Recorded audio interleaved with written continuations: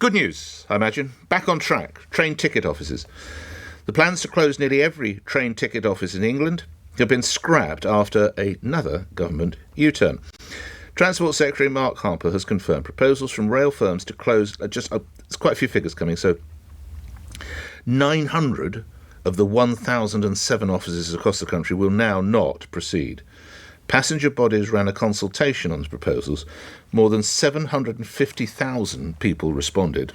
And of those 750,000, more than 99% objected to the planned closures. Whatever made them think in the first place this was an idea that would have any merit? Michael Roberts is Chief Executive of Watchdog London TravelWatch, joins me now. How keen do Londoners and those in surrounding counties such as Kent and Surrey and Sussex, how do they feel about it, would you say? Mr. Roberts, good morning.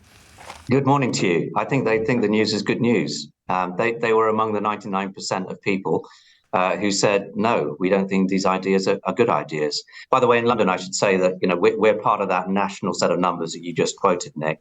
We had just over 230,000 people in London and the South East responding, and they gave it a big thumbs down.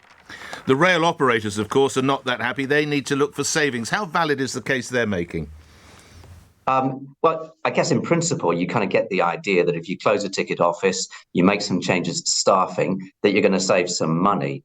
But actually what we were saying, backed up by the public responses, was that if you're going to close a ticket office, which might make sense if what it means is you're bringing that person from out behind the ticket office onto the platform, on the concourses, helping people face to face, that kind of might make sense. But you still need the people. You still need the people there to help, buying tickets or providing assistance, particularly if you're a disabled person.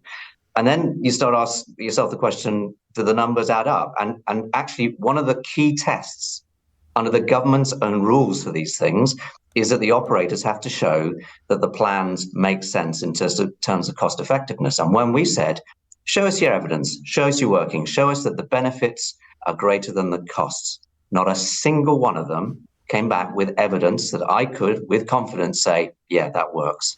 What about the assertion, lastly, Michael, that only 1 in 10 tickets are sold in ticket offices? Was that a true fact?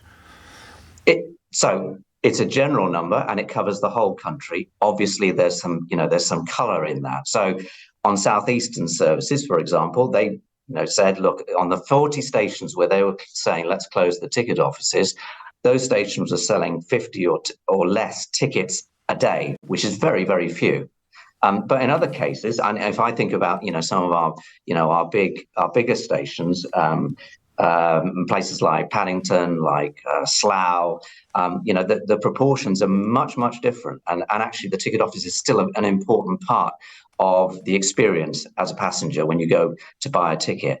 And I think that was the reason why we said, not that all the proposals were bad. In some cases, they kind of made sense. But in most of them, they just hadn't done their homework in terms of, well, how is it that we're going to make sure that people are not left stranded when they want to buy a ticket or get some information, or in particular, if they're disabled, getting help. And I think that's what the government eventually heard, and that's why they decided to can the proposals. Thanks for your time. Michael Roberts, Chief Executive of the Watchdog London TravelWatch.